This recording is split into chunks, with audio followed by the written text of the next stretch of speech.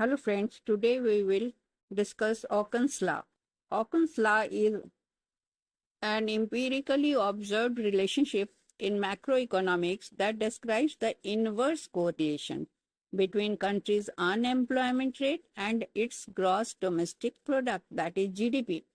So we can say it suggests that when unemployment falls, the economy's output, that is GDP, tends to rise and vice versa.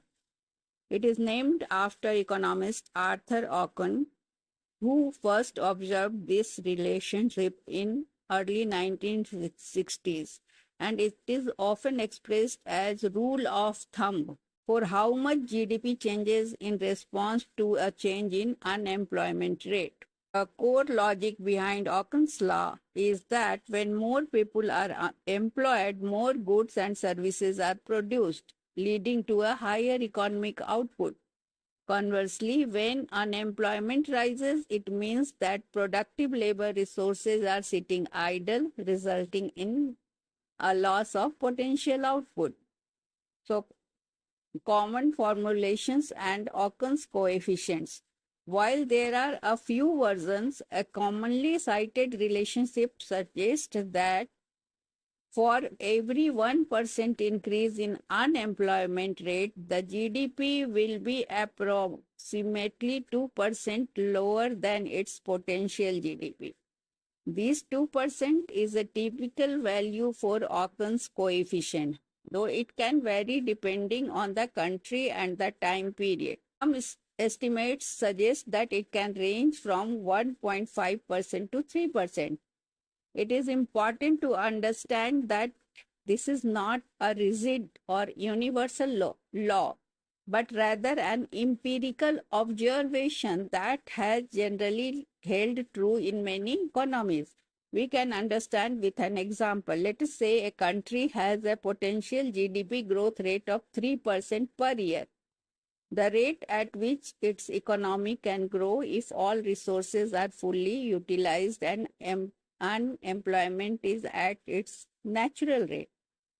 First seen will be unemployment falls, and if the unemployment rate falls by 1 point, for example, from 6% to 5%, Ocken's law suggests that the actual GDP growth rate would be higher than the potential growth rate.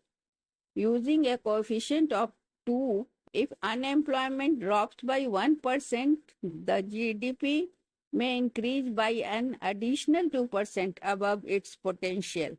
So if potential growth is 3%, actual growth could be around 3% plus 2% is equal to 5%.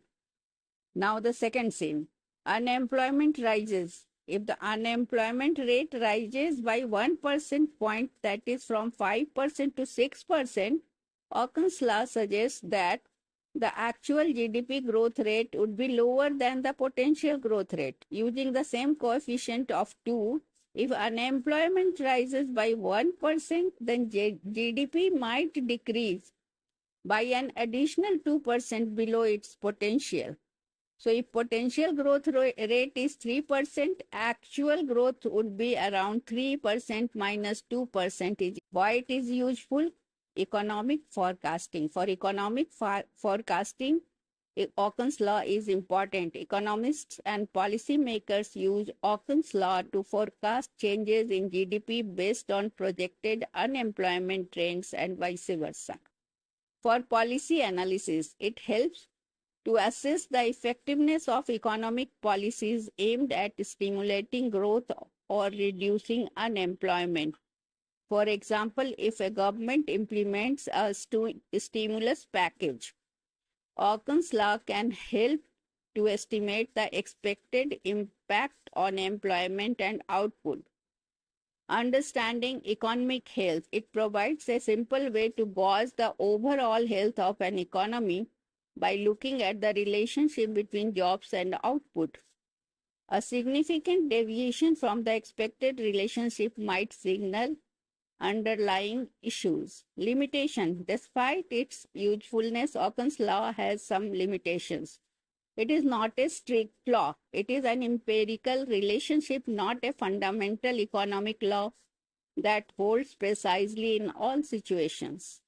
The coefficient can change over time and across different economies. Many other factors besides unemployment influence GDP, such as technological advancement, labor force participation rates, hour worked, and productivity changes.